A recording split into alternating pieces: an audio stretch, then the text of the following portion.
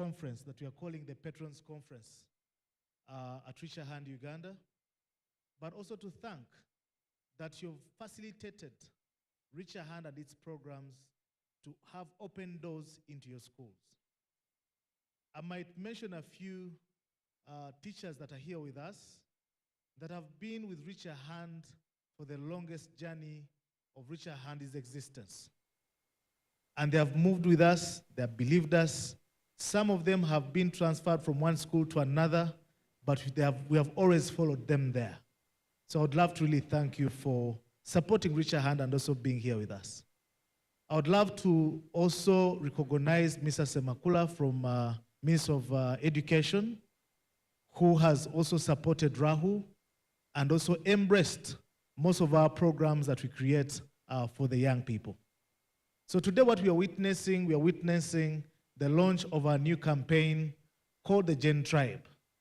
What is the Gen Tribe meaning to us? For us at Rahu, we have had 15 years experience working with the young people. And the journey starts in 2010. But even before 2010, the ideation started in 2003.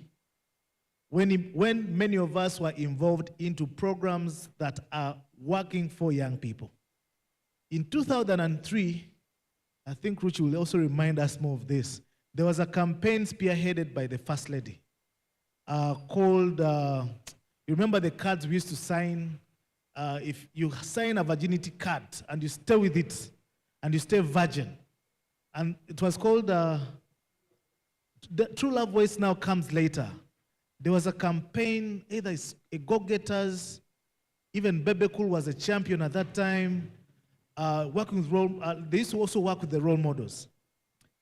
And at that time also we had Mulago Peer Educators Association that I was affiliated with. We had organizations like Anti-AIDS Association. We had, Mr. Semakula, when you were out, we recognized your presence and also appreciated you for supporting us. But in 2003, there was a campaign that was run in schools. Do you remember it? I remember we used to sign cards to stay virgin, led by the First Lady. So, but at that time, we had strong organizations like Anti-AIDS Association, we had the Youth Alive, we had Straight Talk, we had Rotaract in schools, which was Interact. Even up to now, I think Interact is still there in different, and strong because of the Rotary arm and Rotaract. But when you see now, I'm going to use the example of Interact, Rotary, Rotaract, and Rotary. They have built a movement that a young person leaves Interact, goes to secondary and joins Rotaract, no, goes to campus and joins Rotaract, and then start working and is looking at joining the Rotary Club. It's a movement they have created. But the question is, from 2003, me as a young person then, I have witnessed movements being built, but at the same time, they don't have longevity. But yet they leave some culture in us as young people. In 2007, our friends that we're working with, even currently, Buzz, they came on board. And Buzz was looked at as a cool thing for the young people. And they were doing school tours, promoting all different privileges, Fanta, Mirinda, and whatever. Buzz was buzzing. And Francis here can remember those days of Buzz. They had a magazine, which was more of a replica of Straight Talk, doing super amazing, working in schools, but it was used to look at as a cool thing for the cool young people who can afford. Now, 2010, Richer Hand starts. So when Richer Hand starts, 15 years down the road, we've been working with young people in schools.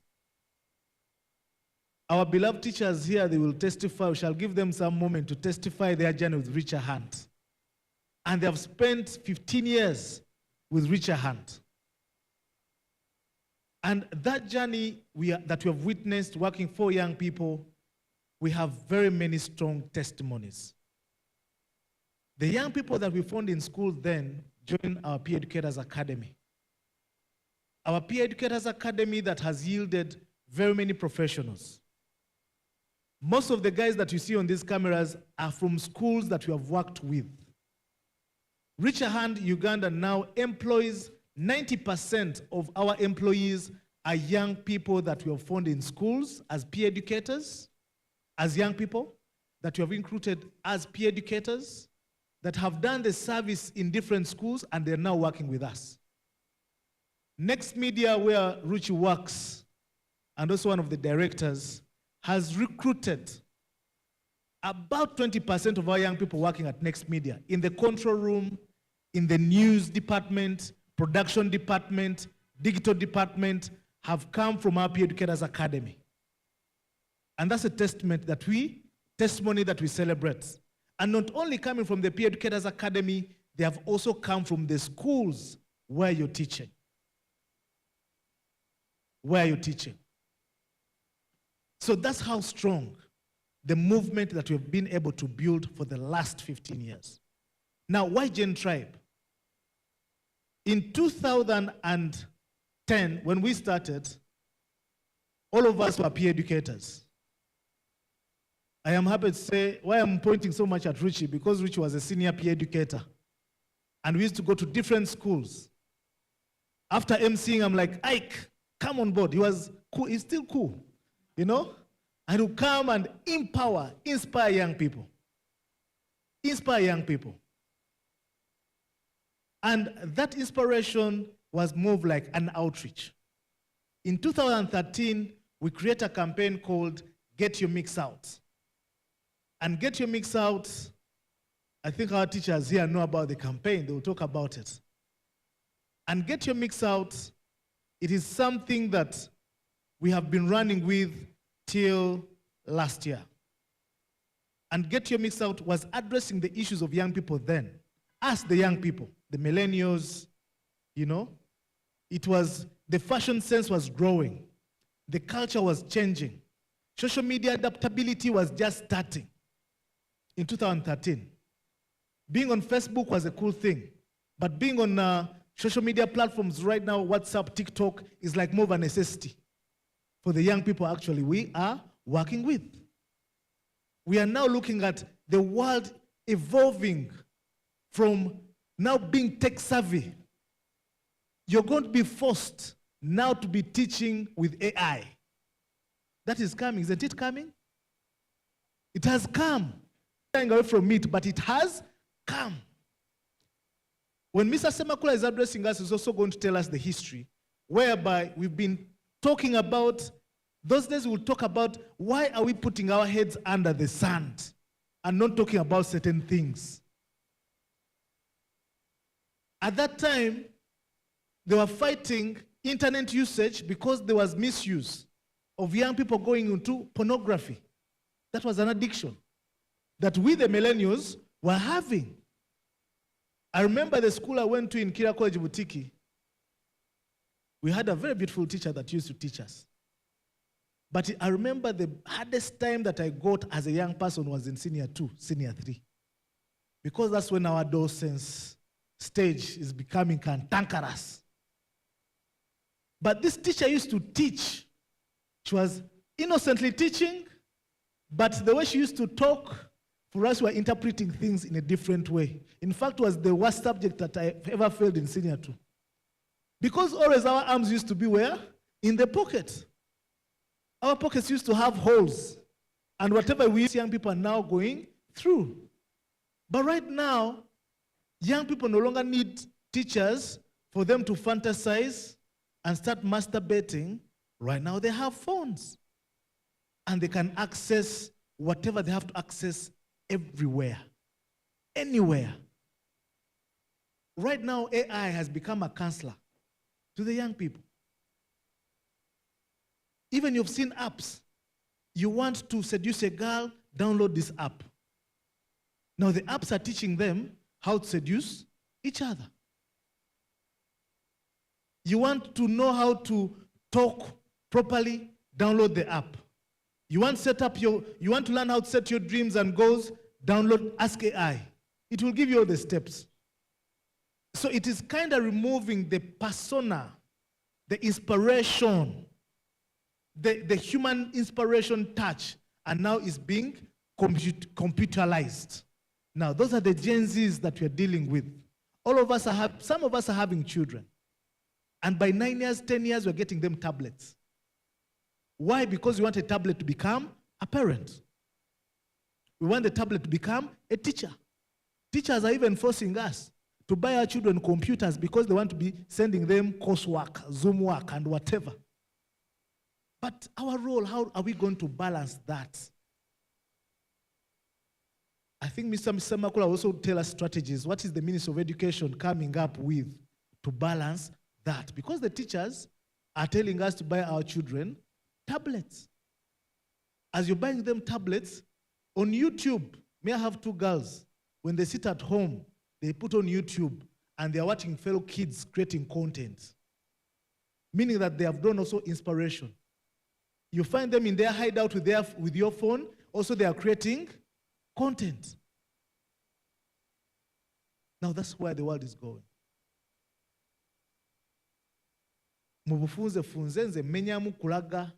Now I don't know. We have to work together to predict 10 years from now what will happen. So the Gen tribe is to create that tribe of young people, but also what also Rich was telling me, that we have to create a group of young adults. Young adults that these Gen Zs can look up to. Because before, with Mr. Semakula, in 2014, we had started the intergenerational dialogue, where we are bringing the elders to talk to the young people. And we, the young people at that time, would fire the elders. I think you remember.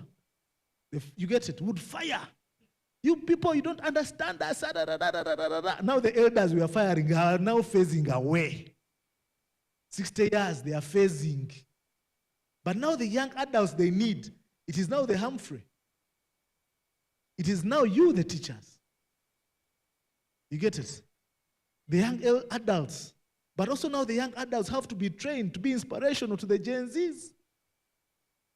Though we are saying that the elders are not understanding us, they're not giving us opportunity. Now these ones are not going to be mentioning that. They'll be taking us by force. You see what is happening in Kenya? You get it? They are taking us by force. They are not dialoguing. They don't have empathy. Those Gen Zs you see. These ones. You tell them, come and volunteer, she's going to ask you, how much are you paying me? Do you understand that? There are only things that, you come, you see, we see, they're saying, how much are you paying me, boss? If you're not paying me, I am leaving. And also I want to work from home. Is it okay? Those are the questions they are giving. You get it?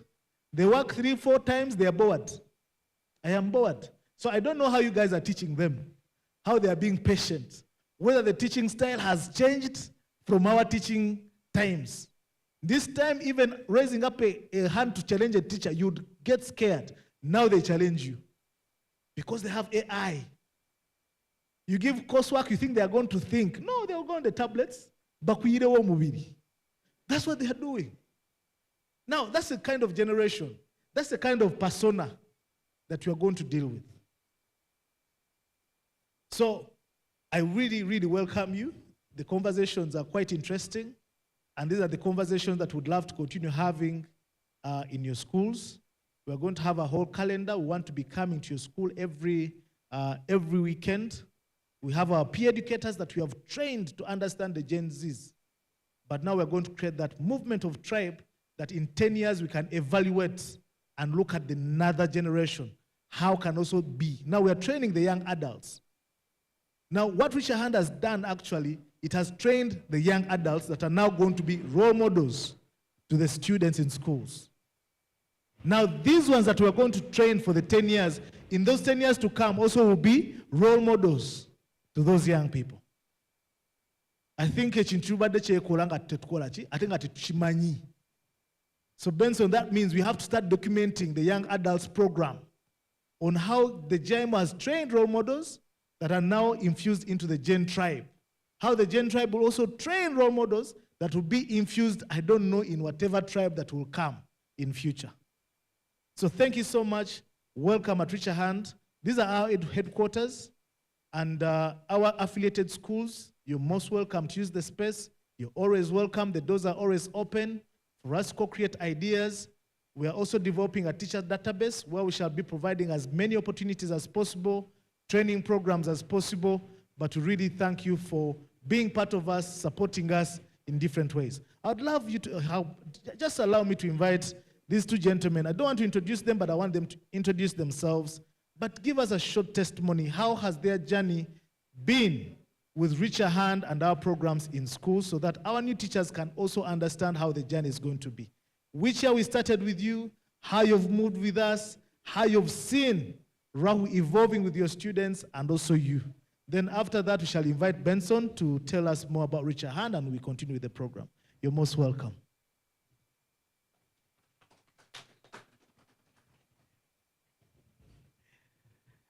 Thank you very much, Humphrey. By name, I'm Teacher Luke Senkabirwa from Bishop Cipriano Chiangire, SS in Luzira. I'm humbled to be here and glad to celebrate Richer Hand. I'd just joined the teaching profession, and Humphrey came to our school in Luzira, approached our administrators.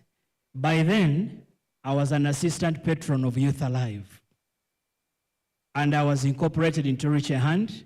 The other side of ours were lucky that we had already started with Reach Out Mbuya, those who know about Mbuya, dealing with HIV/AIDS and the like.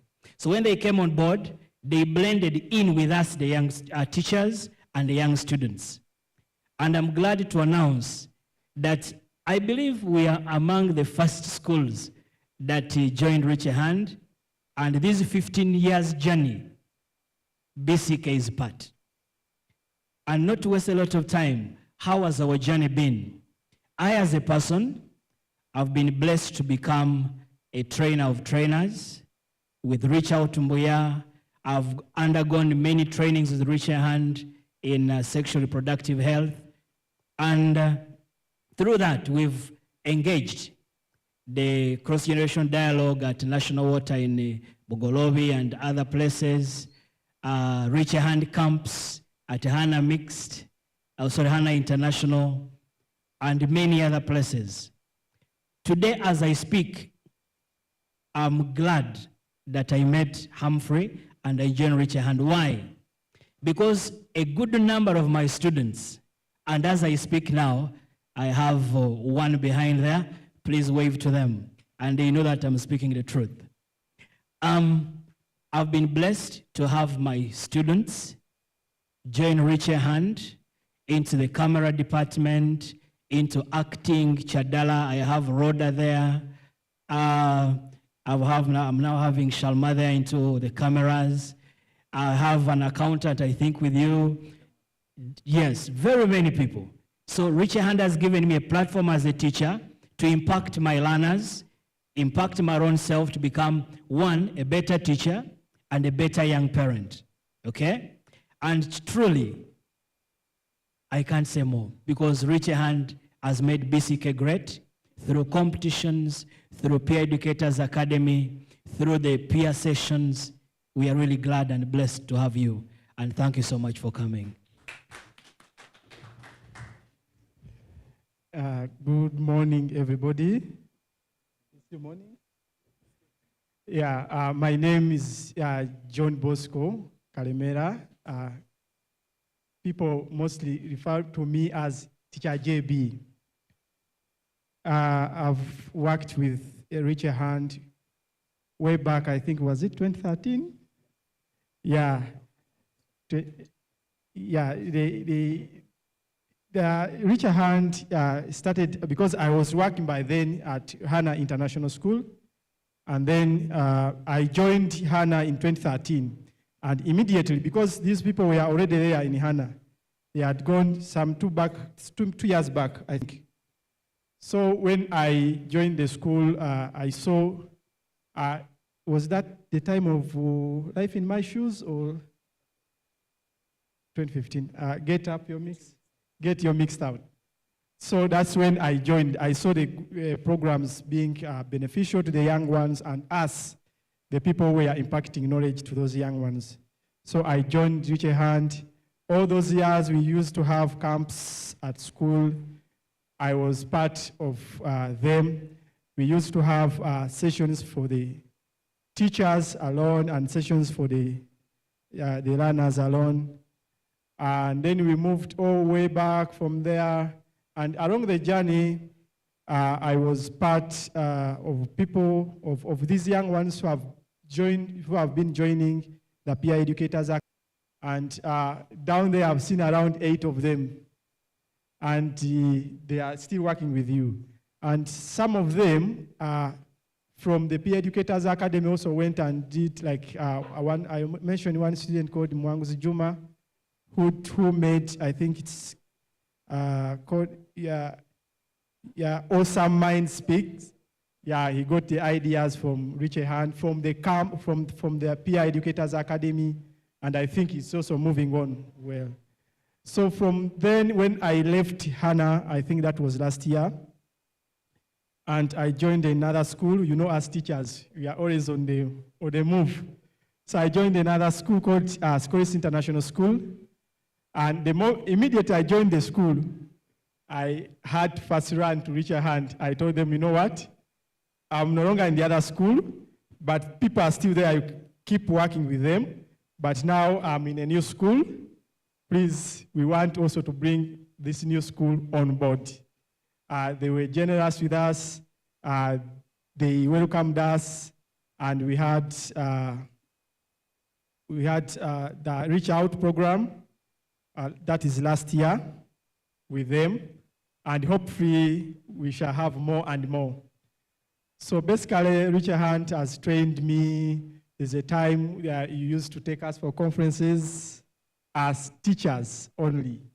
And the information we used to get and we are still getting from the organization is so important and beneficial and helps us as we are delivering the second-hand information to the young ones.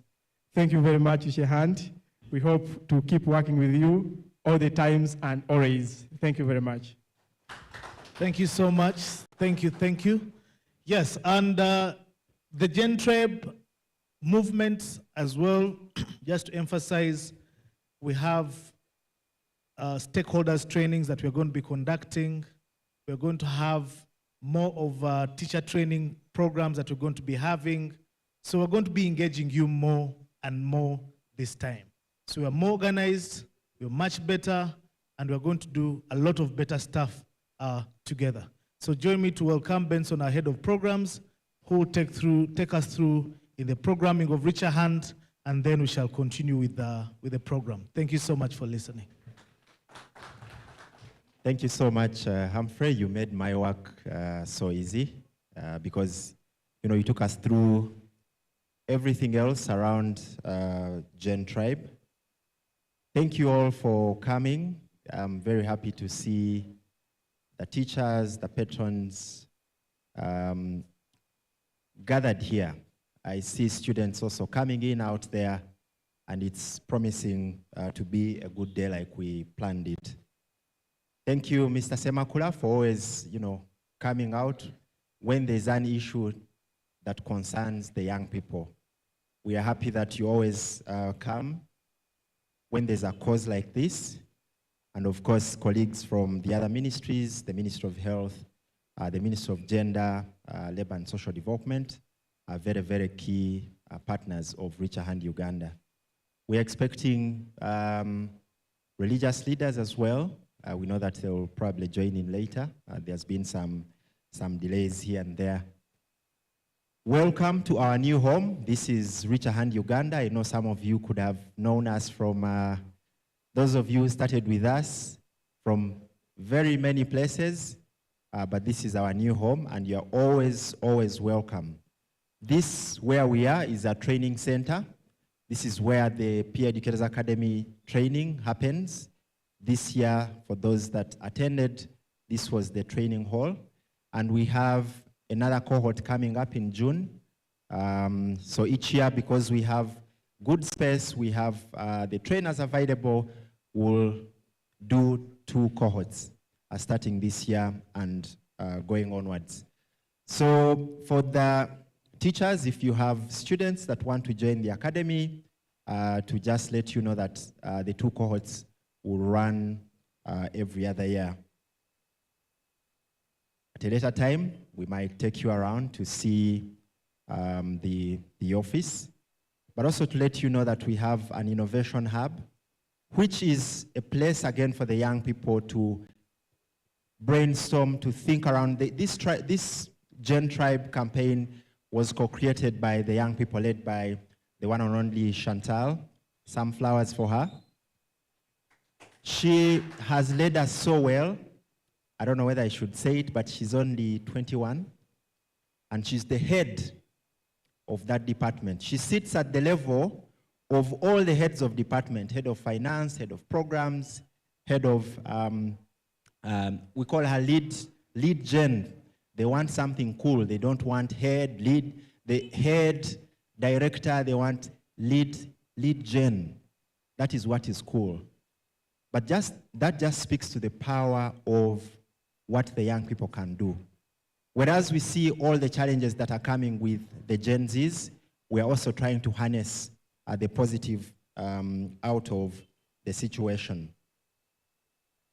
We are a staff now of 65 full-time staff.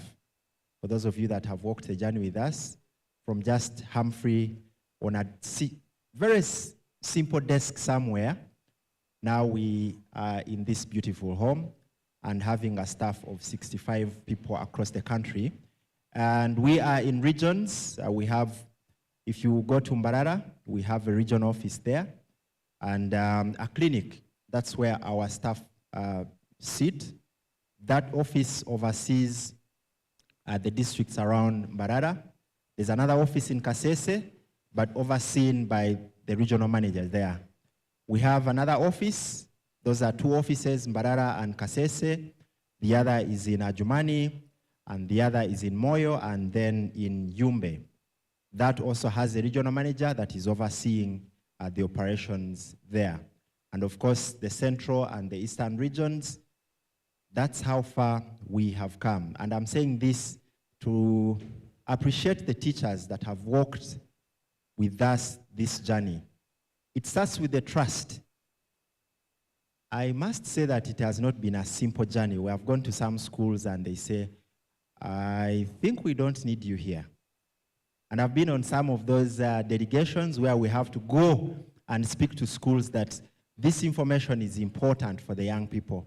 So for those of you that have believed in us for these years, it's good that we are celebrating this journey together and co-creating new campaigns that speak to the new realities of the young people.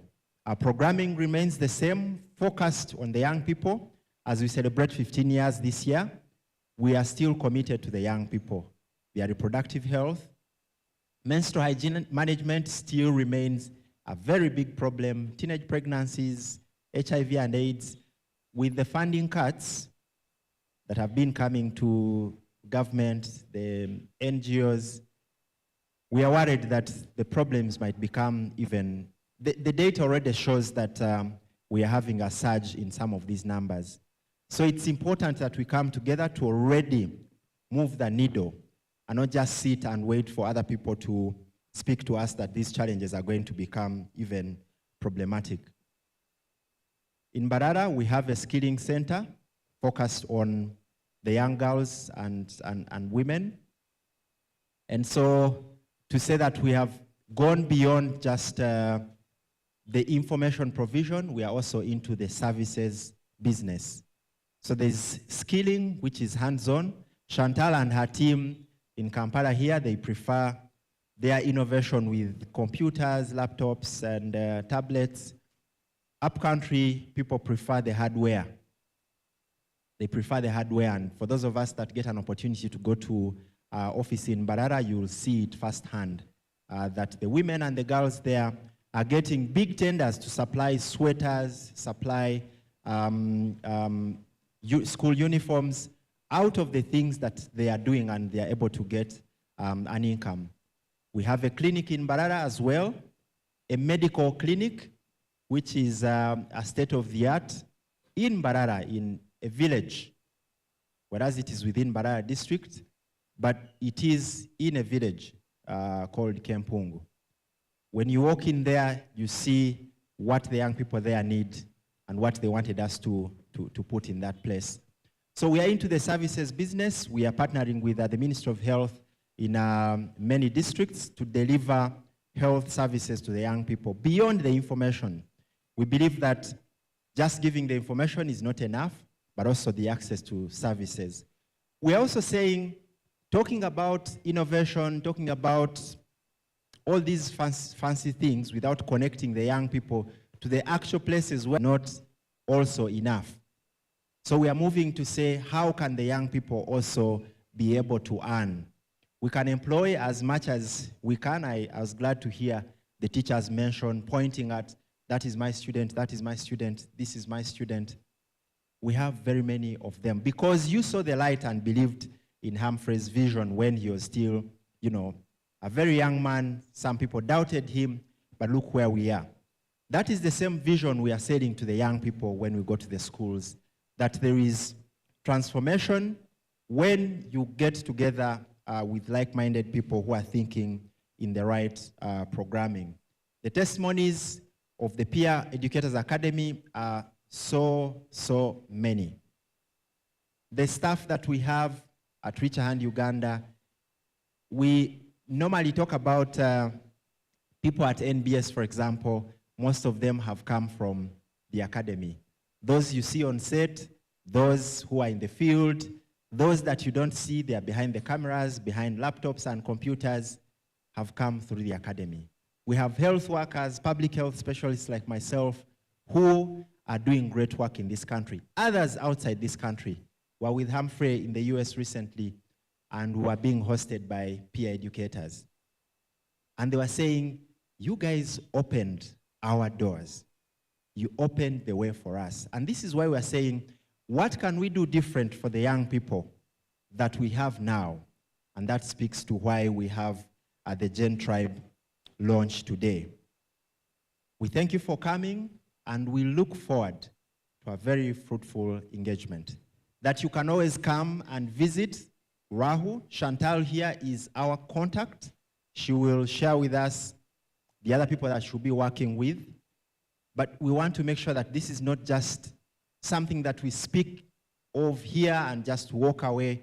We want to put it in action like we have always done, but make it better than the JIMO, because the challenges we are dealing with now are completely different from the challenges we are dealing with when we had the JIMO campaign. I thank you so much, and I appreciate you, and just say enjoy the day. We are lucky the weather is still very good, and we pray that it will stay the same so that we can have a very wonderful event. Thank you, and welcome to Reach a Hand Uganda. Thank you so much, Benson. So because we are the hosts, we wanted to be the ones to tell you who we are. Because you're coming to Reach a Hand, and we'd like to invite the new teachers and the old teachers as well. I want to tell you who we are. So I would like each of you to introduce yourselves. I'm going to pass around this mic. Feel free to just stand up. Let us know your name and the school that you represent. And yeah, then we can be able to kick off for the rest of the programs. Thank you.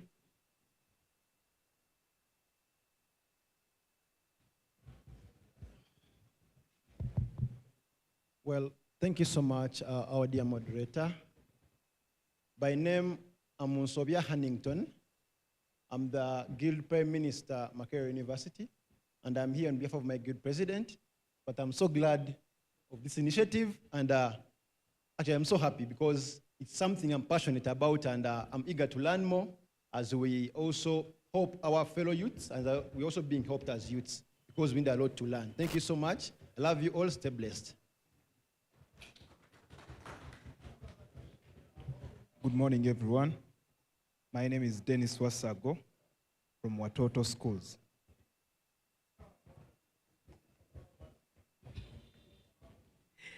Once again, Teacher Luke Senkabirwa from Bishop Cipriano Chiangire in Luzira. Good morning once again.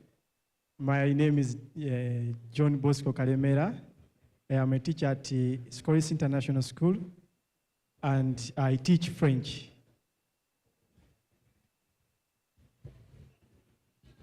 Good afternoon, everybody. My name is Robert Sadi. I'm coming from Atlas High School, Gayaza.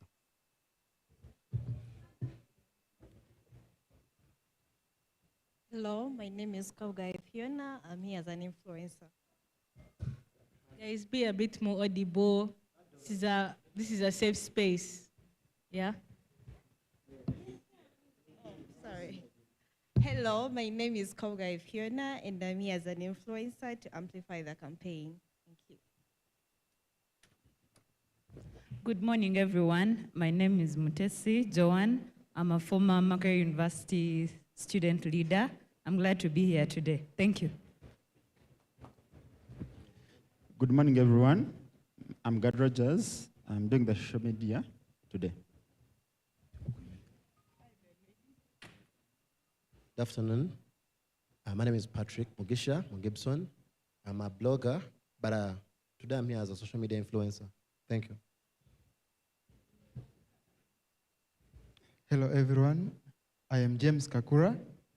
I come from Life Back Foundation, Uganda. I am a mental health and psychosocial support practitioner.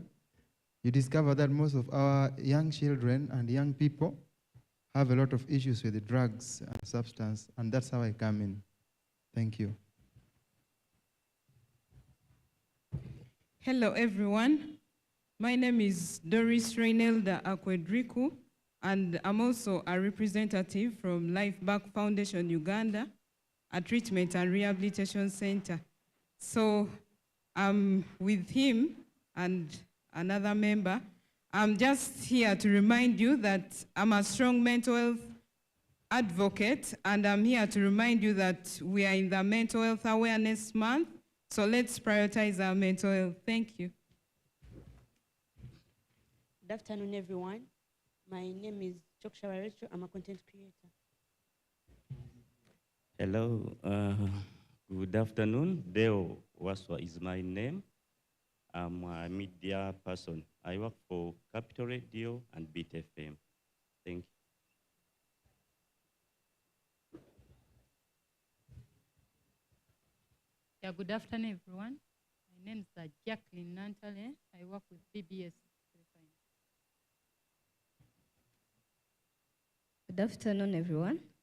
Sheila Ayesiga is my name. I'm here as a shower music manager. I'm just learning about what to expect as she's going to be representing the project.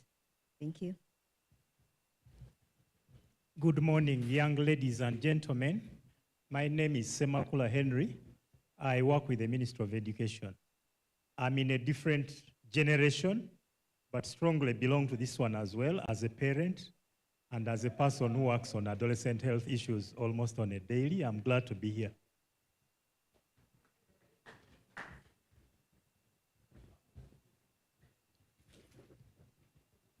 Good afternoon, everyone. Ketra Ritnansamba, my name, representing SRH Alliance. Good afternoon, everyone. Ronnie Sebagala is my name, and I'm here to represent the SRHR Alliance as a Youth Advisory Committee member. Thank you. Good afternoon, colleagues. I'm Chiwiri Gedisan, a teacher from Namiriango SS, Mukono.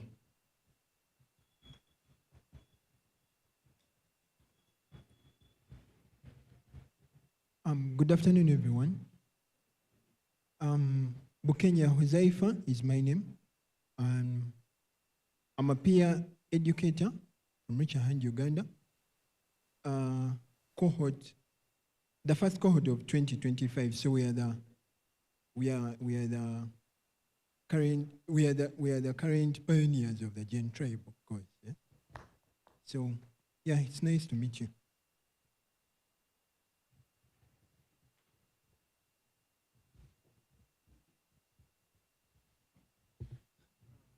Good afternoon, everyone. I'm Monge Saddam, and I'm a student from Amity Secondary School. They are representing others to come to this event. Thank you.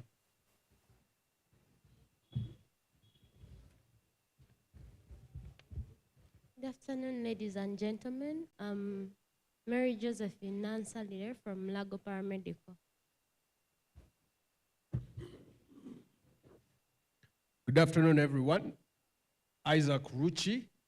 I'm a media consultant, director, Next Media, but I'm also newly now a filmmaker. Looking forward, I have walked this journey with Rahul, and I used to go out in the schools, and I'm excited about the new program. Nice to meet all of you. Good afternoon, everyone. I'm Modima Francis. I'm from Ujoko High, and I'm a counselor. Nice to meet you, everyone.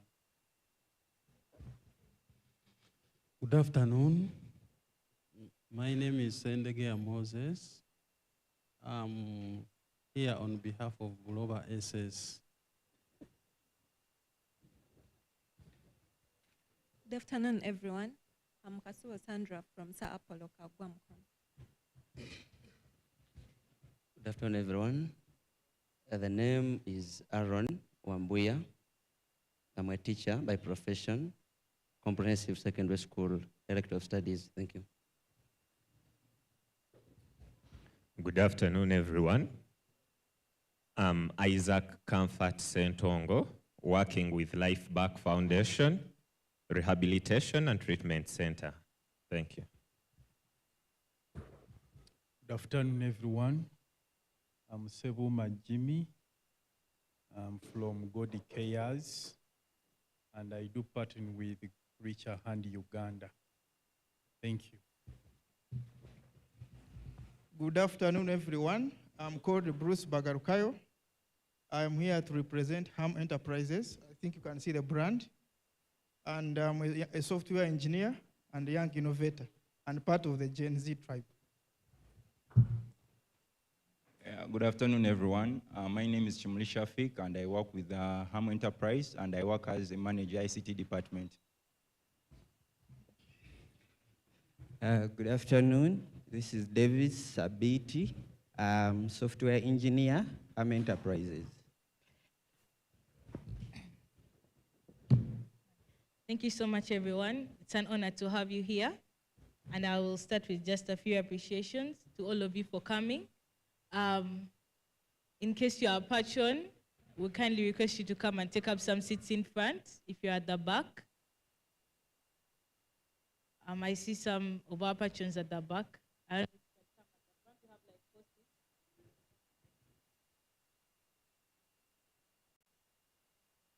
Kindly come and take up space and introduce yourselves.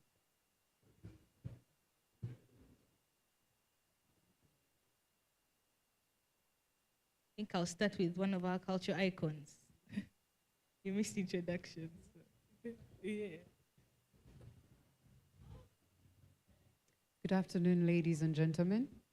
My name is Kababito Tracy. I'm an actor and a podcaster. I'm glad to be here. Thanks for inviting me, Sean. Good afternoon, ladies and gentlemen. I am Rachel Gwang from Hope Senior School, Bira, one of the Watoto schools.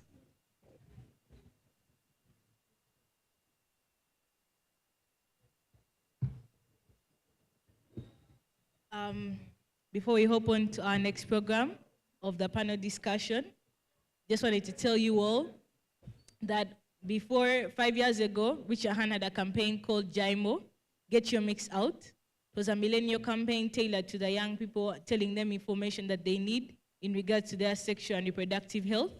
That is why we are also honored to have Life Back here, because mental health is also becoming a very serious issue right now. And now most of our students are Gen Zs. Gen Zs fall between the category of 1997 to 2012, those who are born between that period. So I would say our schools are filled with Gen Zs. And the alphas are coming. These are the senior ones, the senior ones for the next year. And they're so dynamic. That is why we have a campaign that is bright, filled with color, and you're seeing it just there. It's really tailored for the Gen Zs. But you, the patrons, have a role to play in how you engage the young people that you teach. They look up to you. Believe me, believe it or not, I'm now speaking as a student. Teachers, what you say and what you do for us matters a lot. Your presence and the things that you tell us in class, we always remember, especially if it comes down to our personal lives. So how can we engage you? The reason for this conference is to engage you in how we want to reach these young people with information that, you know, you can wait. Abstinence is key. Your menstrual health hygiene matters. It is not a problem that you're going through your menstrual periods. We want to tell the young people that your mental health is important. We want them to also be able to nurture their talents, their skills. And how are we able to do this is because we want to bring in programs under the GN Tribe. GN Tribe stands for Generation Now, the generation that is here now. So we're building a community of those young people who are empowered. Our motto is building empowered and transformed youth. That is why the theme for this conference is building empowered and transformed youth, challenges and solutions. The challenges that you as patrons face, and how can Reach a Hand be able to support, how can Ministry of Education be able to support, but also what are the solutions to some of the issues that we are facing now? What are some of the campaigns that we can create to come and help the young people in your school?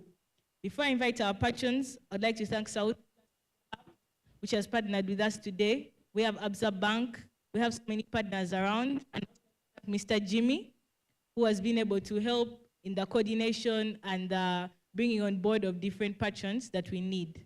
So then moving forward, I'd like to invite our patron, invite our panelists, Mr. Isaac Ruchi, Mr. Henry Semakula, to come forth and we have this conversation.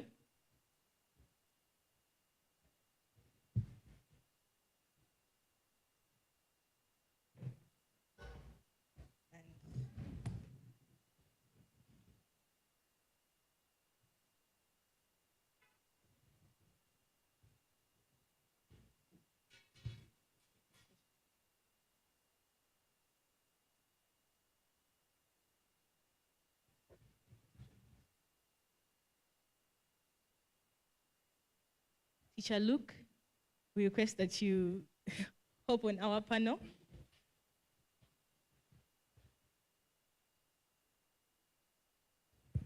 Our chair. Then I'll just move this to the...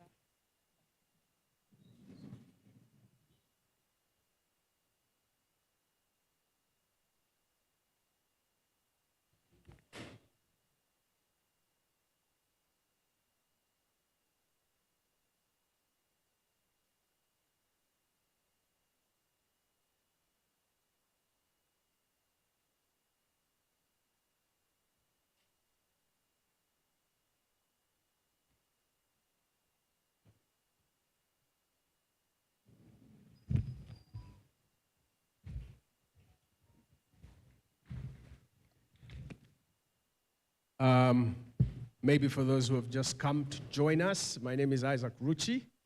I'm a media practitioner, an entertainer extraordinary.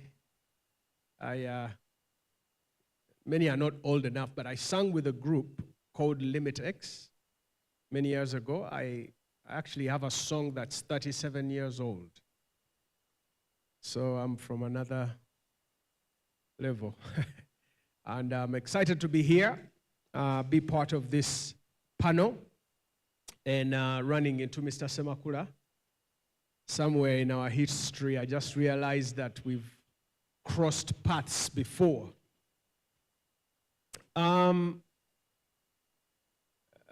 What's happening here is very exciting, and I want for the patrons to, brace yourself or brace yourselves and get ready to be equipped.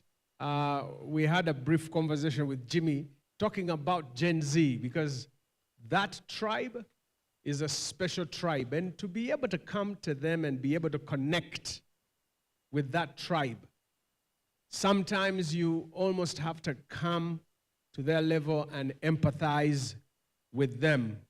And Mr. Semakula from the Ministry of Education, we have a question that they wanted me to present to you. And Chantal, you're going to help me with some of these acronyms because you're Gen Z and me, I'm not. But the question is, what are some existing, what's MOE? Ah, you made it short. Okay, what are some existing Ministry of Education policies or programs that patrons should be more aware of in relations to youth mentorship and SRHR, another acronym? Sexual reproductive health and rights. There you go. That's the question, Mr. Semakula. Thank you very much, Isaac. Thank you very much, Rahul, for this arrangement. Just for the sake of those who came in late, my name is Semakula Henry. I work with the Ministry of Education and Sports.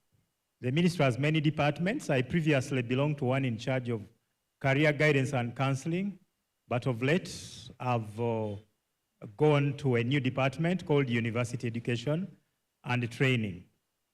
I am a parent of very beautiful, not beautiful really, handsome boys. I have boys only. I've not yet gotten a formula for producing girls. And they are all Gen Zs. They are all Gen Zs. Very, very happy at school and doing well. I bring you greetings from the Ministry of Education and Sports, where definitely the political head is a very, very strong friend to Gen Zs. I don't know if you're aware that Mama, the First Lady, is actually the national champion on adolescent health, and she's really doing a lot. And Isaac here will tell you that since the times he was also at your age, Mama has really been doing a lot of work. At the ministry, I do many things. One of them is being in charge, the assistant coordinator of school health, and the other being the official ministry focal person for human rights. But I'm also in charge of school guidance and counseling, especially when it comes to higher institutions of learning. I happen to be a Rotarian, and I think it was again Isaac who mentioned something to do with Rotary. Was it you, or I think it was Humphrey? Yes, I'm a Rotarian, and we Rotarians are glad to know that there are young Rotarians in the making. He called them interactors, and indeed we have often supported them by way of mentoring them. I'm a national trainer on many things. I've been part of your peer academy. I've been one of the trainers, and I've facilitated on a number of topics. I'm a trainer on PSA, I'm a trainer on life skills, and so on and so forth. Now, somebody is about to fault me. That is not the question he was asked. Yes, sometimes you need a preamble to the question if you can answer it very well. So I thought I would quickly give that preamble. But also before going to the real answer, because the question was which policies and programs are there at the ministry, just remind you that the Ministry of Education and Sports is with you in this kind of arrangement where we organize special fora for young people to understand them better. I like the assertion that they are young, bold, and connected. And up here I see the theme even adding the word empowered. And that is exactly what we want. So as a Ministry of Education official, I want to begin by reminding us, especially the Gen Zs and the alphas on the way, as our Chantal said, that yes, beyond being young and bold and connected, you must also remember the following, that you are still very, very energetic, unlike us who have passed that level. But use the energy positively, because you've also seen young people at that level using the energy to fight, using the energy to demonstrate, using the energy to vandalize. So we say you are strong, yes, use it positively, go into sports, excel. At the ministry, we've seen young people becoming international and making a lot of money simply because they have gone into sports. But we also want to remind you that yes, you are now Gen Zs and Alpha, but you are growing. You'll become adults one day. Me and him were at a certain secondary school one time. And I remember he was the star in breakdance. And all of us really admired him. I know he'll tell his story. I don't know whether some of you have really watched the breakdance because that was more of our times. But you've all watched Michael Jackson dance, and he was the star. We emulated him and did so many things, and that was so many years ago. But these days, I don't even know whether I can pull some of these strokes, Isaac. I know for you could, but for me, time has gone. I think I may not be able. So I want to remind you, you are future adults. What you are doing now may not really go into the future. You must also be flexible, and we know you are flexible. For you, it is very easy to tell you, we are now in Kampala, let's move to Masaka, and you'll quickly take on the journey. But for us in our age, you again first think twice. Have I prepared for the family and so on? We want to remind you that you have a lot of time on you, but also to tell you to use that time well. For us, we almost have commitments every hour. We want to also remind you that you are very well informed because you are very well connected. You are on phone all the time. You are on all the other gadgets all the time. You are also multi-talented and multi-purpose. And we really want you to take all the advantage of using that as young people. But also to remind you that normally that age is about not listening and being aggressive a bit. But you cannot manage life if you do not listen. You cannot manage life if you don't hear. And there's a difference between hearing and listening. Listening is about really internalizing what you've been told or what you are hearing. Yes, hearing is just about noise. Like now we hear vehicles passing, but we don't know which one is a Benz, which one is a Prado, because it is just hearing. Otherwise, if we are to listen in, we would know that this is a tractor, this is a bus, and so on. Now, Bwana Isaac, I will get to the issues you've asked me. The ministry is fully aware that young people have problems. And we are also fully aware that the young people in Uganda are more times in our hands than they even are with their parents. The teachers here will confirm. The school term shows that every term has 90 days, and 90 times 3 means 270. That is almost a third of the year, more than 2/3 of the year. So these young people are with us all the time. That's the more reason we must attend to them. And we are also fully aware of their many problems. The teenage pregnancies we have seen and the consequences that come along with them. The early marriages we have seen. The mental health we have seen. And I like it when there are mental health experts in this space, because as a ministry and I'm a professional counselor, I'm one of the people giving services at that level. Over the last 3 years, we've had many young people take their life over very, very small matters. Somebody returned post-COVID, returned to school. He's told to remove the hair because it had overgrown to 1 inch. Schools normally want 1 inch.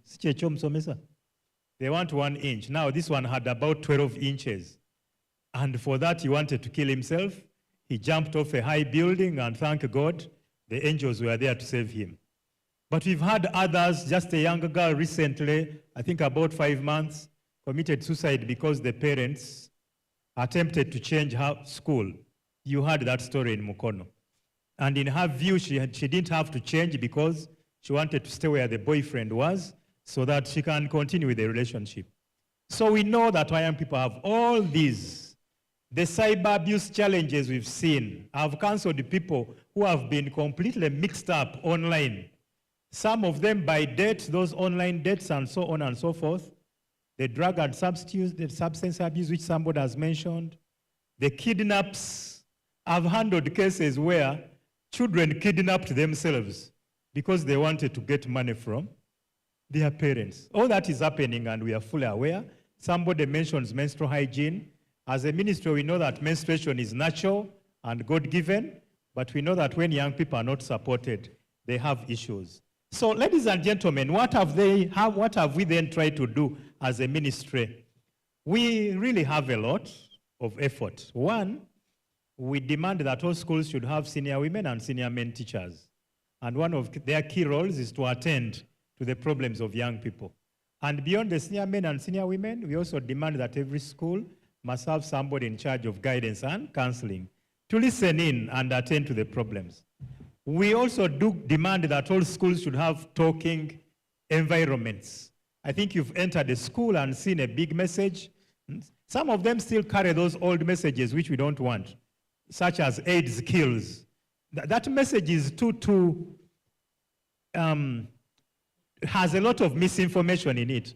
misinformation and disinformation. Yes, AIDS kills, but if I'm joining senior 1, I expect to stay 6 years in this school. And what do I find at the gate? A very huge message telling me AIDS kills. I may think I'll never complete. But we've demanded that schools create such messages. We have the curriculum, the normal curriculum with the topical subjects, in which we've integrated a lot of information on sexual reproductive health. You are aware of our recent developments in the lower secondary school curriculum.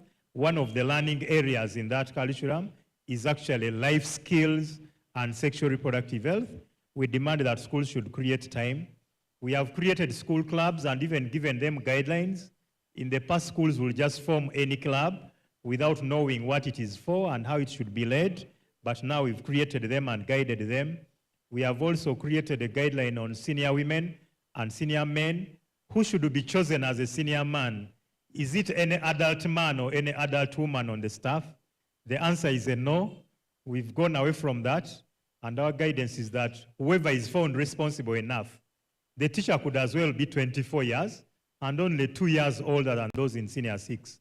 But he could be responsible enough to be a senior man, or she could be responsible enough to be a senior woman.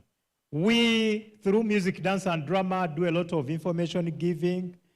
We are very interested in promoting values, including our own Ugandan values. The Honorable Minister of Education herself is always on ground.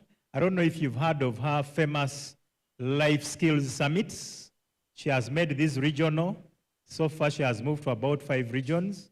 And while at those conferences, one of her things to do is to let young people commit to continued abstinence. I know that I can talk till the cows come home, but I'll simply conclude for now by mentioning about 6 critical guidelines that we have, which our patrons should take note of. 1, we have guided schools. We have developed a guideline on re-entry of teenage mothers to school. In the past, the consequence for pregnancy was permanent expulsion. But as a ministry, I have said no. Now we can create space. There can be room for this girl to return. We want to call upon your dear patrons to get the details of that guideline. Not that the pregnant girl should stay in school, not that the pregnant girl should breastfeed from school, not that the pregnant girl should come with a baby at school. That is not what the guideline says. The brief about it is that there's a period for which the girl can stay when she's pregnant, and then there's a period for which she must go home and attend to maternity as a prospective mother. There's also a long period for which she must stay home as she continues to breastfeed, and there's an official process of how she can return. And key to note, and I know there are journalists here, key to note is that she only returns after that process has been completed. And the process involves agreement with the parents, going through counseling and guidance, etc., etc. And the guideline also states that it's not compulsory to return to that very school where the girl was for purposes of avoiding stigma. You know, when the other Gen Zs see one of them who has become a mother, they nickname them. Have you heard of those nicknames they give them? Ofleya, Nalongo, even if she didn't produce twins, they'll call her Nalongo. They'll call her Jaja, they'll call her Mama Gundi. So sometimes it's better. She changes station. Policy 2, or guideline number 2, is menstrual hygiene management guidelines. We know that our schools know and the teachers know, but we've given them more of what they can do and who can support. Guideline number 3 is a guideline on mental health. Part of the reason our young people have had mental health problems is because of school programs. Too tight. Lessons beginning at 5 and ending at 11 p.m. in the night. Every time a test, every time an exam. Very, very tough teachers and so on. So we have guided them on what they can do at school level. The other one is inclusive education policy, which we are about to conclude. It is still in draft, but it's coming to the public soon. Then we have a school feeding policy also in place. We have a nutrition guideline. We have a guideline on guidance and counseling, and quite many other guidelines, as you may come to know. But you also have a guideline that was developed in 2017 which we call the Sexuality Education Framework. It met some few hurdles, and so it required that we actually review it. I'll wind up by informing you that we've started the process of reviewing it. That process is led by the minister herself. She's very, very careful to remind us to consult everybody necessary, and we shall reach out to all of you, the young people, civil society, the teachers, the partners, the religious leaders, the parents. There's a roadmap that has been developed. We shall reach out to all of you so that we finally develop a document that will be agreeable to everybody, that will be able to guide our people in giving age-appropriate information to the Gen Zs and the Alphas. Thank you very much for listening for now. Okay, we're going to try that again, the appreciation. Obugalo. The man has poured out his heart, and thank you very much for those messages from the Minister of Education. My takeout, an exciting one, is when you make room for the mothers to be able to come back, because from time and memorial, like you said, it was like a sentence. You know, when you have a child, ngolimu P7, or if you have a child, ngolimu S3, that's like the end of it all. So that's a very good policy, and we thank you guys for that. So the next question, again, we'll go to our panelist, Mkulu Jebi. Teacher Luke, what are some of the most pressing behavior or emotional challenges you have observed among students in your school, and how are you addressing them? Thank you very much, Isaac. Teacher Luke, once again, Bishop Supiano Chiangire. Yes, our school setting has exhibited a number of emotional challenges for our learners, and surely a number of concerns have been raised. But how we are going about it, I'll share a few that are done in our school, and probably we shall also borrow a leaf from our other patron teachers. Our homes that are seemingly what today we call single parent homes. So they seem to be isolated, and when they come to school, they try to look out for that teacher that can act as a mother or that can act as a father. And in most cases, since much of our business is enter class, paragraph, exercise, exam, we tend to leave many of them still yearning for help. Many feel depressed. Why? Because of the age difference. Others are having what you call an identity crisis. Like Chantal was trying to share, that this generation is really interesting. They understand their world differently. So how best are we going to help them, or how best do we help them? In our school, we have counseling and guidance that is availed to them 24/7, where they can always have time to go and speak to someone they feel is a bit confidential, someone who will not directly link up with a parent at home. In our setting as a Catholic school, we have what you call the school chaplaincy, where they too go for what I may call spiritual counseling, where they can also get guidance. We have a senior man and a senior woman teacher that are operational. These are teachers amongst the colleagues, and we hope that they feel comfortable to speak to them. But we've also engaged in a number of co-curricular activities, because as you can see, that much of the emotional challenges, as I would say, that they deal with the heart, and then they also sprinkle to the mind, where we talk about mental health. So we've exposed them to mental health talks. We've always invited people from outside who come and talk to them, share with them a number of things. We've also, actually we have clubs, a number of clubs. We have Boys to Men, we have Men Pro for Girls, we have our Reach a Hand, where we give them an audience to come not only to speak out, but also to learn about their body developments, social challenges, psychological challenges, and how best they can come out of them. That would be my submission about the emotional challenges and how our setting as a school is helping the students. Thank you, Teacher Luke. Let's appreciate Teacher Luke. Again, you mentioned the clubs, and that's very exciting to know. As we are unveiling this, there is intention at Rahul to get the Gen Tribe clubs out there in the schools.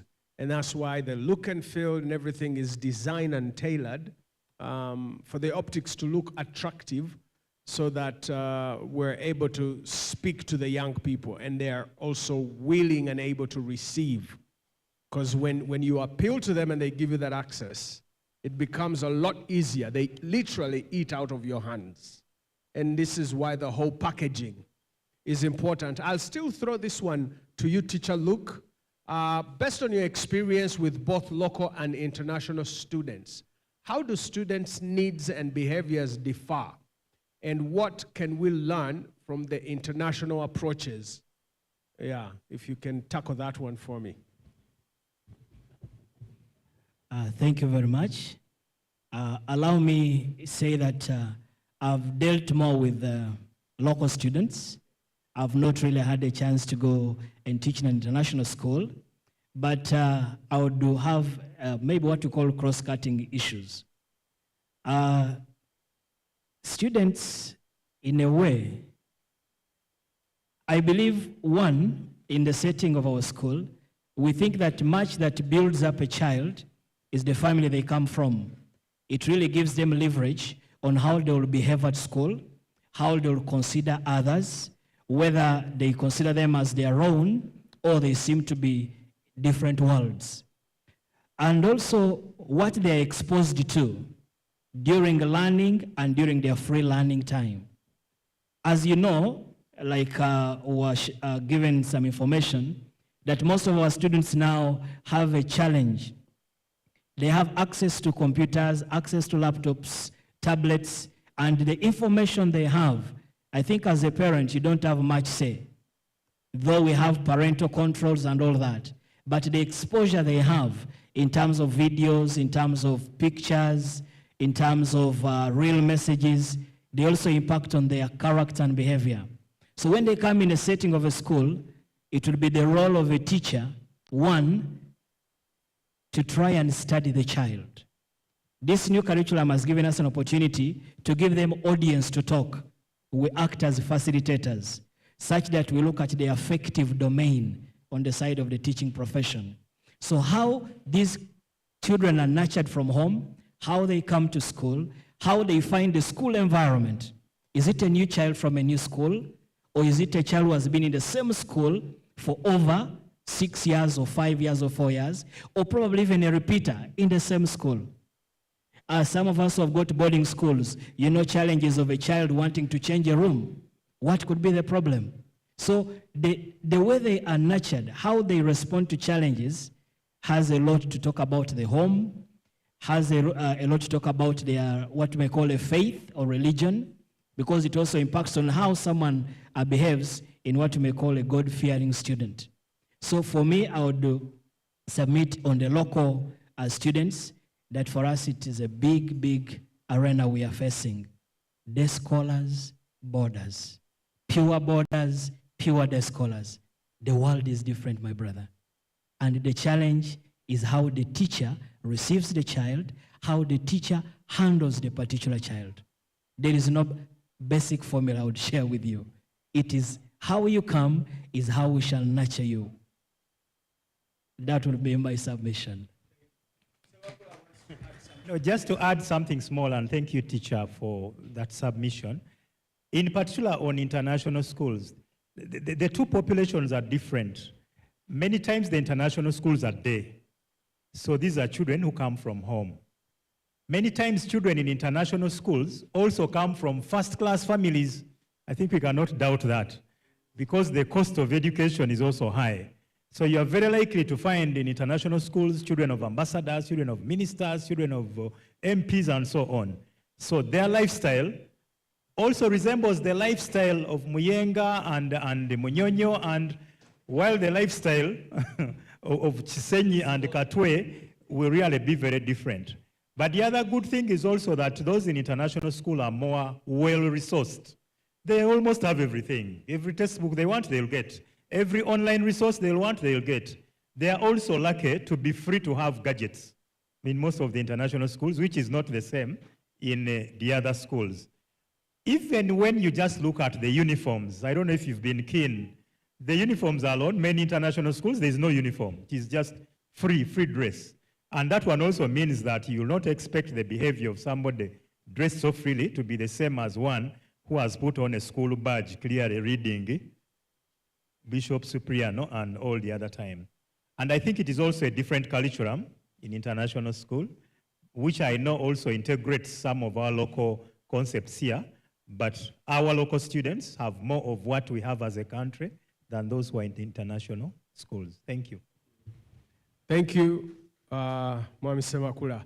Let me ask JB to chip in on this, if you can pass the microphone.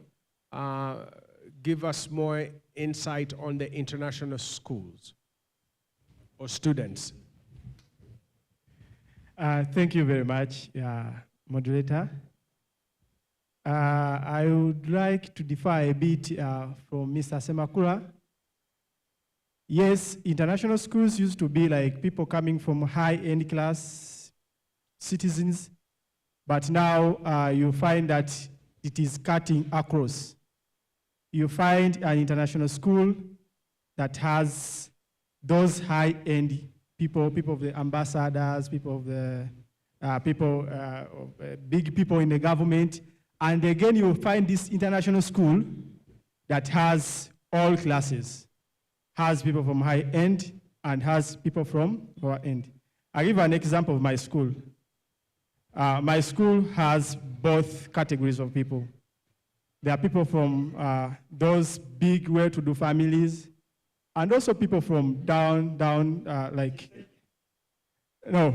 actually, my school is located in Kansanga. Those who know Kansanga, you can more, you move a bit up there. Now, some of the students that we are having come from Muyenga, Munyonyo, Bunga, and others. And then there are those who come down from Chitalanga, Chiwempe, down there. So they come at school and mix up together. Now, these people, these two Gen Z, when they come together, they are coming from, let me say, two different worlds. This from high end and this from the lower, so the lowest end of the lifestyle. So they come and now they are mixing up. So it so happens that when it comes to learning behavior or copying from one another, the people coming from this other end of the life will tend to learn or copy behavior of those from the other side. And so, like that. So the main major problem that we are facing maybe in some of those schools around there, it's basically mental health, drug and substance abuse. You know, these sons of ambassadors, sons of high people in the government, during holiday, they have time to travel, go anywhere they feel like they want in the world, like Jamaica, so when they go to such areas, their behaviors, they learn from there. And among them could be like learning how to smoke, maybe use marijuana.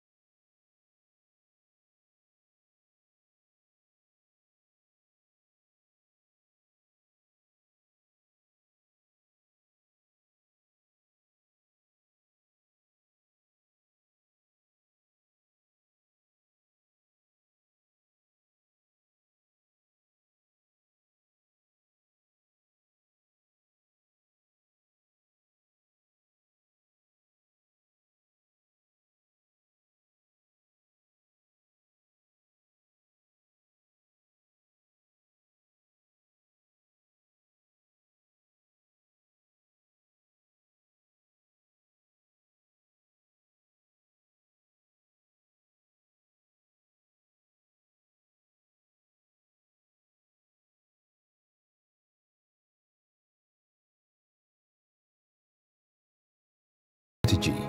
We have a purpose to build and empower young people through our programs. Taking advantage of new trends and opportunities to respond to the health needs of all young people. We don't only have a vision statement, we have a vision of a world of young people making right, informed life choices.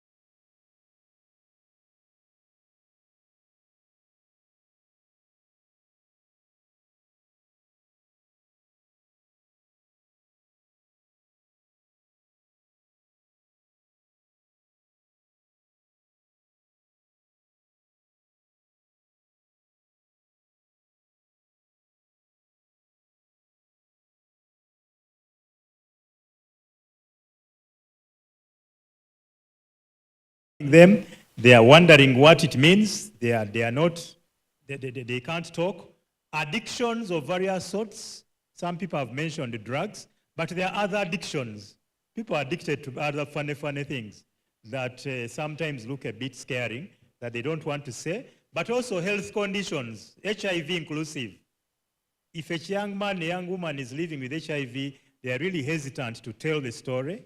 Yet we actually encourage that they shouldn't tell everybody, but they should disclose to some few for purposes of support. Then the other one is around issues of, no, I think that's all that I want. Spiritual matters. Many times we think spiritual issues are very clean issues, but they are not very clean many times. We also have cults in some of our schools. You think people are praying, they are praying, but there's a challenge. So that's why Ministry of Education always reminds the teachers to create space to ensure they listen to everybody. Fellow teachers, don't just do it in a classroom. There are moments when you need to go specific, you need to go to individuals and tickle them to say what they want to say. We lost a girl at your former school, sir. Mr. Guild Speaker. Guild Speaker, did you say? Guild Prime Minister. We lost a girl at your school in the recent years, and the cause was combination. Did you hear the story of a girl who killed herself because of combination? But those of us, the counselors who came in to listen to the history, it was about failure for the parents to listen to the girl, but also failure for the teachers to also listen to the girl. She insisted on the academic path she would follow, but then the others also insisted on what they wanted for her. And they forced her to do a combination that appeared too hard for her. She preferred to take her life. So appeal to parents to please listen. Listen and listen and listen, but also appeal to the Gen Zs to also listen back, because many times the parents wish you well. And then also call upon schools to continue inviting facilitators from outside, because indeed young people open up better to people they don't know than those of us they are used to. Thank you. Thank you very much. So just to wrap it up, really a word of encouragement to the patrons that are here. The generation or the tribe that you're dealing with is actually referred to as they are digital natives. You need to take very good note of that, meaning that they were born, like Chantal said, 1997 to 2012. This is when the internet was faster, the download uplink was quick, a lot of information readily available. I'm a big student of disruptive innovations, and take note of this. There are things that we've known for years traditionally. Some can even be 50 or 100 years. But I tell you, the power of tech, Patron'S take note, the power of tech will come and disrupt. Quick examples as I wrap up. We have more than 23 banks. Many years ago, there was a disruption in that sector. The governor of Bank of Uganda laughed when people came and said, and talked about digital wallets, money on your phone. He laughed, he said, how? He was a Muchiga. He said, well, how do you mean? How can you have money on your phone? And mobile money, MTN, operated for more than 10 years without regulation because no one understood it. In 2013, they were doing between $450 million a month. That is money coming in, money going out. And they were retaining 120 shillings every transaction. 23 banks missed out on all of that because they stayed on the peripheral and were like, that's chijakuja chigende. But guess what? 15 years later, today, true story, you see this on the street, the 23 banks are doing exactly what mobile money was doing 15 years ago. True or false? They woke up late. What I'm saying to the patrons, disruptive innovations. Bank of Uganda lost 60 billion recently, simply because of online transactions. You see? So what I'm saying to the patrons, since you are dealing clearly with a digital nation, These are digital natives is what they have called them. You have to equip yourselves. You have to be disruptive. You have to know what's going on. With tech, and I say this to people, tech is not a respecter of sector. If you don't pay attention to tech, you will get left behind. We've seen that happen with the banks. We've seen that happen to some of the, like I told you, traditions. There are names that we know. Hilton, the Marriotts, those were powerful families who run hotels all over the world for years. And a young man came up with an app called Airbnb. Today, if you have a nice house with a nice room, you can rent your room out almost at the same rate as a hotel. That is disruptive innovation. That is what tech will do. Now, if you're dealing with people that are techie, you need to be techie. To the patrons, go do your homework. The information is there. It is at the tip of your fingers. Get equipped. You're dealing with a tribe that is called, they are a digital nation. They're digital natives. So the patrons, we are digital migrants. So we need to play catch up. Do not get left behind. If we're going to be able to influence, work with these students, and be at par with them, open your minds, expose yourself to tech. That should be your takeout, if anything, today. Go do some homework. Read about Gen Zs. How do they think? How do they react? Get equipped yourselves. At this moment, I would like to invite Reverend Nathan. Please come forth. Join us up here. And let's appreciate our panelists. Thank you very much. Teacher Luke, Mwami Semakula, thank you. Thank you very much.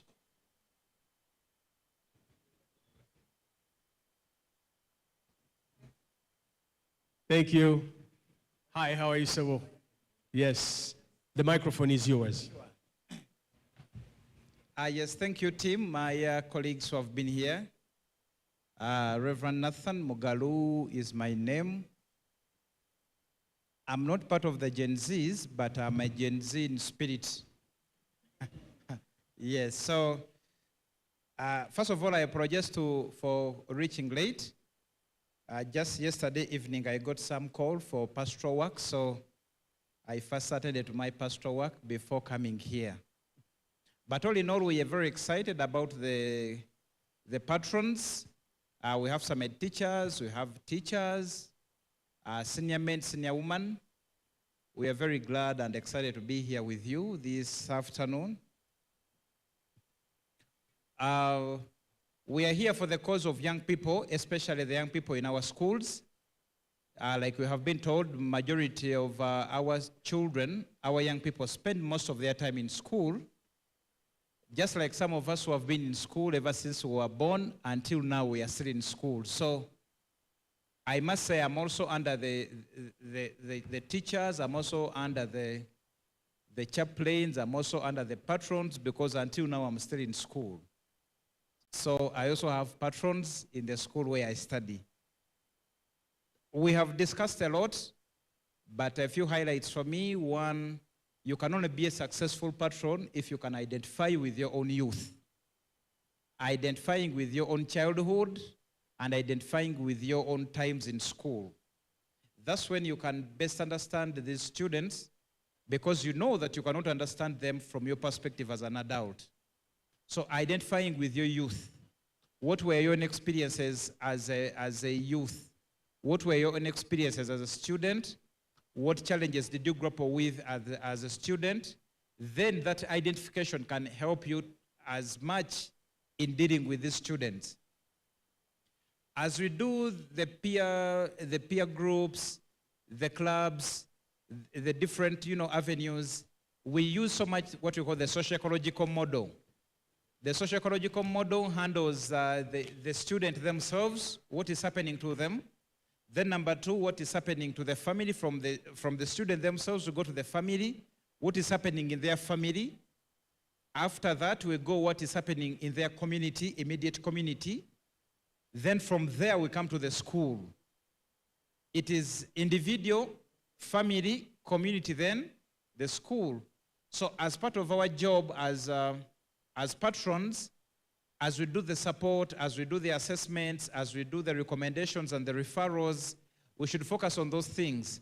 What is happening to them at the individual level? At that age, children are growing, youth are growing, it's busy.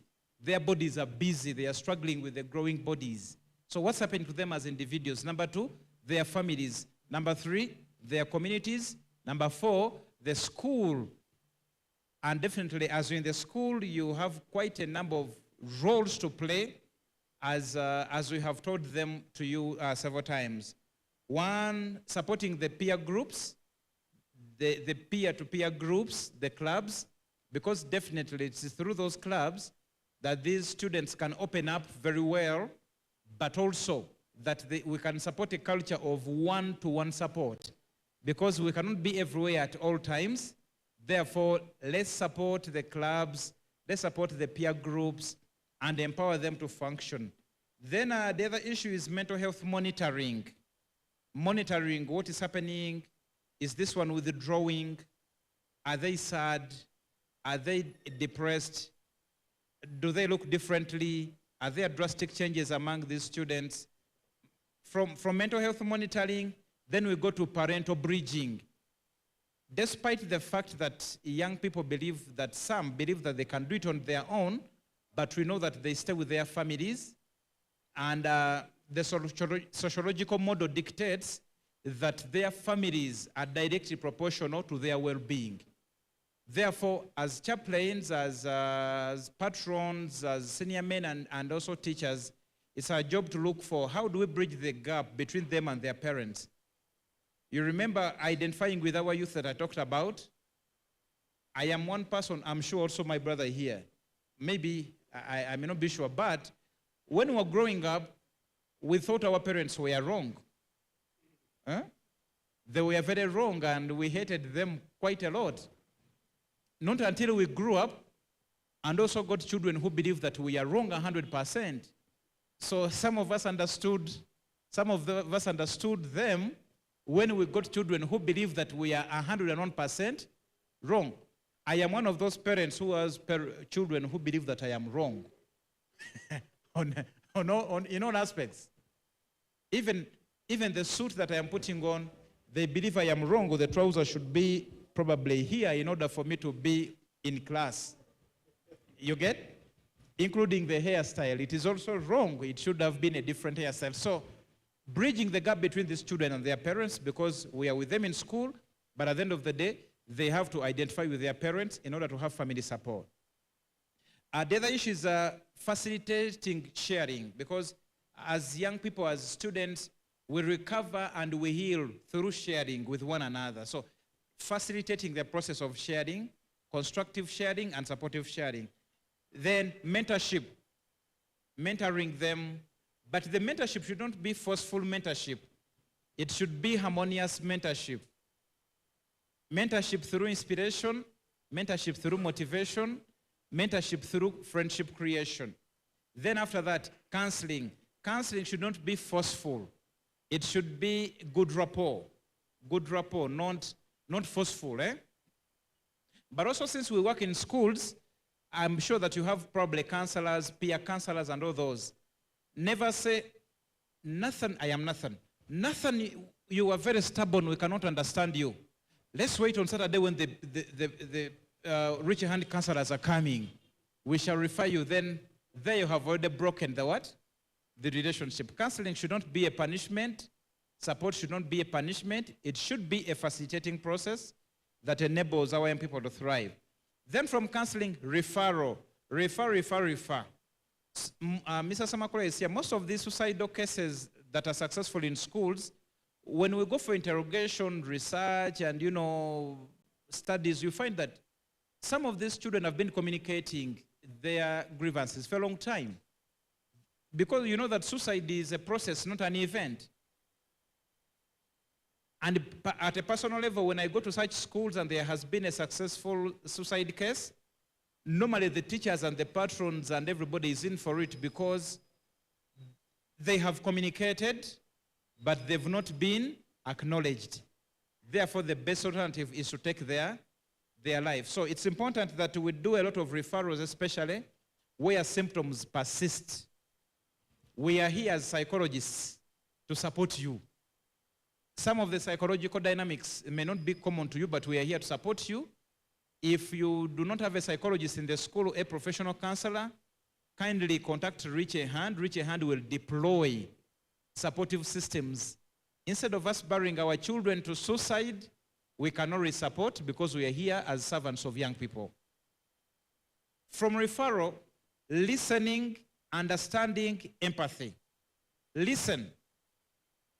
Those of you that followed the Parliamentary Mental Health Forum last week, young people were eating me alive because they were telling me, but you elders, they also called me elderly. You the old people, you don't listen. Can you listen? Listen to understand. Don't listen to respond. Listen. You get? Because not all mental health issues when I'm experiencing mental health issues all the time, I do not need to be talked to, because for us adults, we believe that we should talk to the young people. Talk to them. We are going to talk to them. No, they told me not all the time we want to be talked to. So many times we just want to be listened to. Listen, listen, listen. When you listen, understand. Don't understand from your own perspective. Listen from their perspective. For instance, when did I first have a girlfriend? Okay, I was a bit naive. I first had a girlfriend in university second year. Was I late? And I hope you people, everything should remain here. That's when I broke my virginity. University second year, second semester. And after breaking virginity, the girl told me, you know what? You are poor, you are everything, I am out. I got sick. You get? I slept in the hall, no eating, no what, lost weight, everything. But right now as an adult, when I think back and I'm like, was I insane? But also when you look at the girl who caused me problems, you get that? Now, when you listen to a young child saying, this is my girlfriend and they've chucked me, I want to die. Can you understand that? Or you will say, you're pretending, what, go. Can you understand? Then from understanding, empathy. We listen to children, understand them from their world, and not judge them. That's empathy, right? We listen to them, understand them according to their world, not judge them, and draw way forward based on their perspective. I want to give an example on that. Personally, I don't take alcohol, and I hate alcohol. Mpala nnyo omwenge. But empathy dictates that somebody that takes alcohol, probably alcohol serves their purpose according to their world. Not so? You get? So, despite being a pastor, and I'm not in support of alcohol, but the other person that takes it, alcohol serves their purpose. So, empathy dictates that I should understand this person taking alcohol and understand why they do it and understand all their justifications. Then I support them based on their perspective. Not my own, because to me alcohol is evil, but to them, they're experiencing hardships, therefore it serves their purpose. So that's empathy. Understand, and based on empathy. Lastly, youth friendliness. Youth friendliness. When you're working with young people, I'll give an example. I am a father, I am a husband, I am a social leader, I am a reverend, I am so things. But when dealing with young people only need a youth-friendly officer. They don't need a teacher, that's why they don't open up to teachers. They don't need a head teacher, that's why they don't open up to head teachers. They don't need a senior woman or man, that's why they don't open up to senior men or women. They need a youth-friendly officer. So the question is, how do we then become youth-friendly? in order for young people to find solace in us and find us worthy for them to share with us. Banange patrons, are you getting my point? They don't need a teacher. They don't need a parent. They don't need a what? A senior woman. They don't need a senior teacher. They don't need any. They need a youth-friendly officer. The question is, how do we transform from being whatever we are to being youth-friendly people to serve the young people better? So that's the big question. How do we become youth-friendly? Based on our culture, based on our religion, based on our preoccupations, based on our own pre-exemptions, based on so many things. How do we become youth-friendly in order for young people to see in us attributes that can qualify us for them to share with us? So, stop crying. You know, they don't share with us. They will not share with you because in you we see a father. In you we are seeing a judge. In you we are seeing a koja. In you we see a teacher who teaches us hard things. In you we are seeing a senior woman who is hell and a senior man who is hell. When do we see a youth-friendly person that we can share with? So, those are some of the roles of patrons. Those are some of the justifications for the clubs. We pledge our support to support you in the work that you do, to do more capacity building on Gen Z, Gen Tribe, Gen Vibes, counseling approaches, such that at the end of the day, young people don't find kojas and sengas in schools, yet they are the same people causing havoc at home. So, we pledge to support you, the patrons. We pledge to give you capacity building, you know, and all the other moral support that you need so that we can serve our young people better. Reverend Nathan Mugalu, I am a national male champion, I am a youth worker, and I am a chaplain of young people in the country. Yeah, we are here to support you. Thank you. Let's appreciate Reverend Nathan. Come on, man. We can do better than that. Thank you, sir. Thank you very much. Listen, listen, listen. It's important that we listen to the Gen Zs. That's how you come to their level. That's how you empathize. Listen, listen, listen. The things that he touched on are very critical. You know, there's things that we are not taught.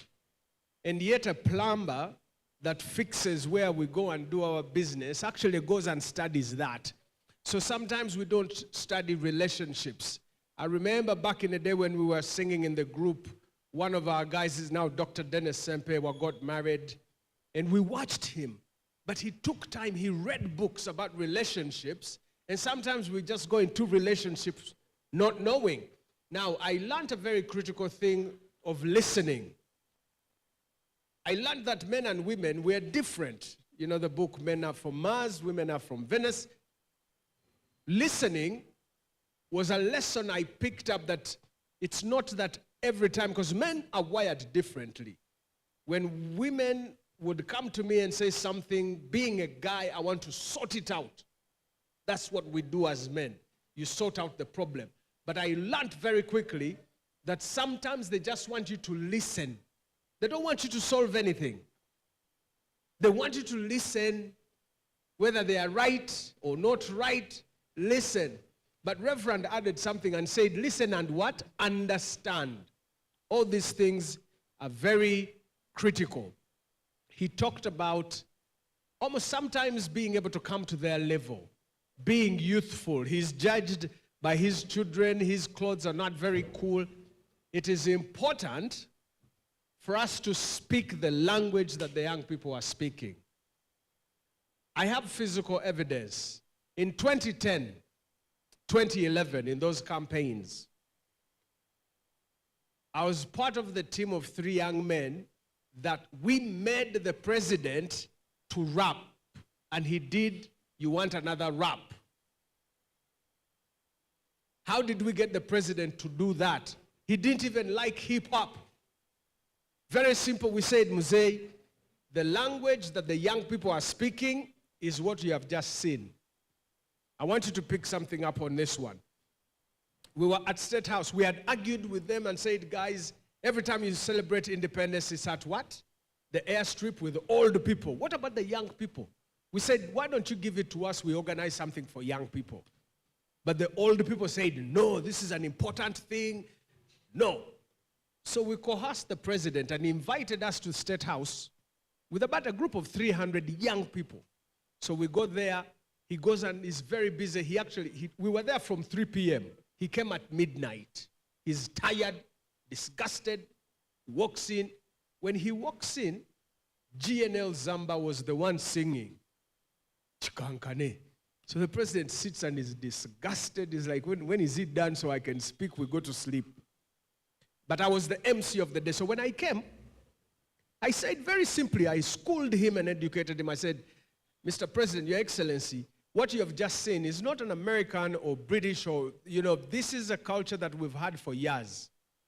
In the Baganda, I gave him an example, and I went all the way. I said, in the Baganda, for hundreds of years, they had this song, Kagwayalaira, Echiri Mugulu, Bwechiri Watuka, Enseri Kankana, Omwana Omuto, Ariyita Nyino Mukulu Nebayite Ngozi, Emu, Zari. I went all the way, and you could see the president. Now his lights went on. He's like, eh. So when I was done, I said, this is what it is. It's how we've archived our stories, and then it's not an American thing, it's an African thing, matter of fact. So the president is taking notes. So when he came to give his speech, he said, these things of rap, I didn't like, but now that you have educated me, even me myself, I can do some rap. That's when he decided to go back in kindergarten and remember the songs when they were kids. He started,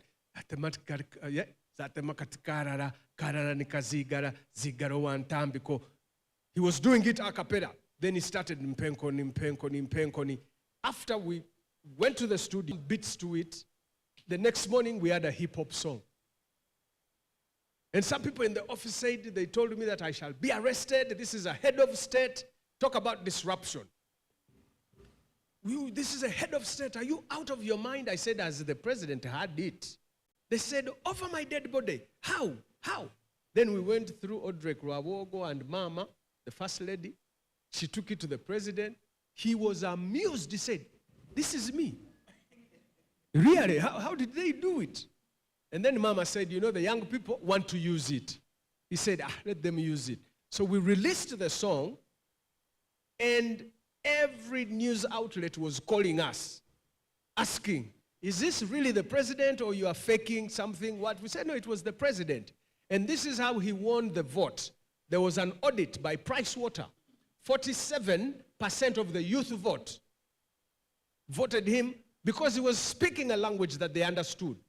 They used to go to campaigns and people didn't want to hear stories of the roads will be done, the farms will be facilitated. No, they kept asking for one thing. We want another rap. Because young people spoke that language. So when you do that, you get access. And that's what Reverend was saying. And we saw evidence of that in 2010. I don't know what he's going to do this time around. Because the Gen Zs are a different breed, a different animal. Thank you very much to the panel, to everyone here. I want to hand it over to Chantal, and she will advise and tell us what's happening next. My name is Isaac Ruchi, and I had a blast being up here.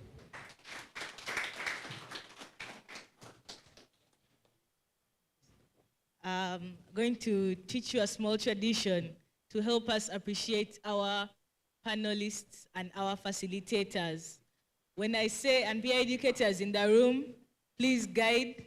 When I say abako, you clap once. Abako, you clap once. Kalabanda, it's a pattern. So let me just show you. Abako, abako, abako, kalabanda, kalabanda, panelists.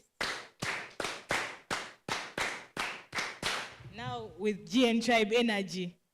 Abako, abako, abako, kalabanda, kalabanda, our panelists, our patrons.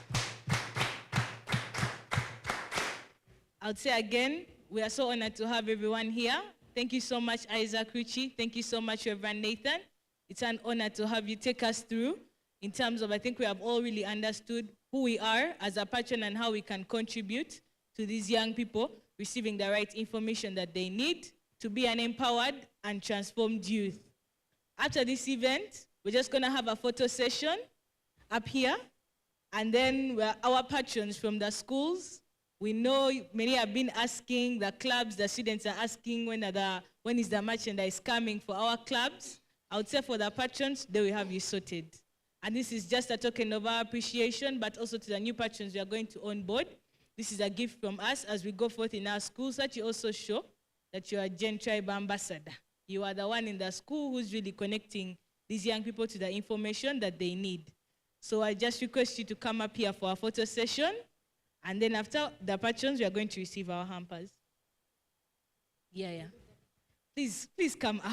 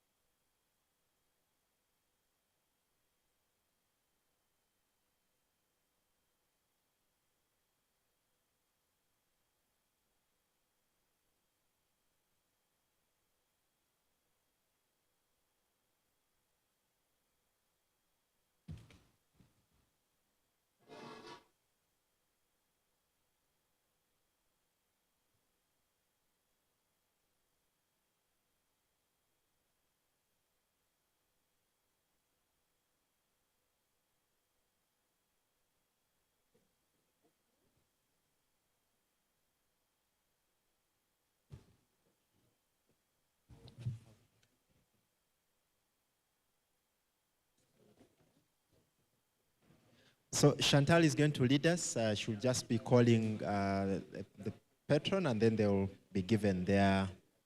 Thank you so much all for coming, but we're just going to hand over the packages.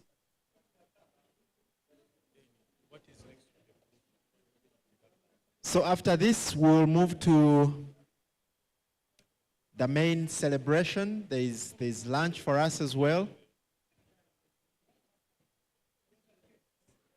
So there's another full program just awaiting after this.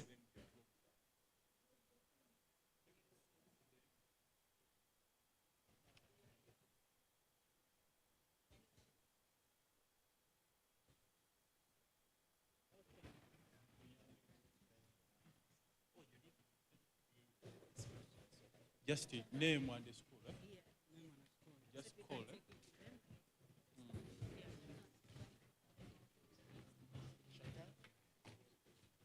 So, Chantal. Whoever call is the one. Members, good afternoon. In the interest of time, I read your name. Please kindly come forward and receive a package. Mr. Sally Robert from Atlas High School, Gayaza. Mr. Senkabirwa Luke from Bishop Chihangire, Cipriano Chihangire.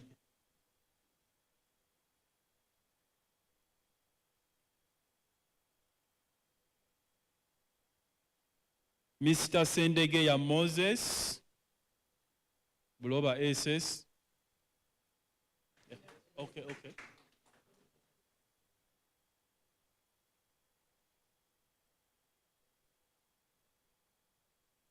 Mhm.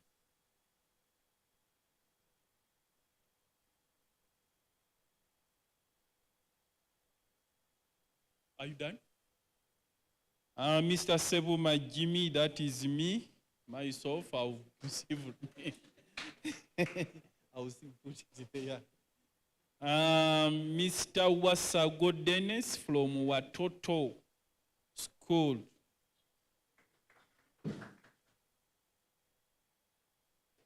Mr. Nyanzi Stewart from Bright Future Academy. Mr. Nyanzi Stewart, has he gone?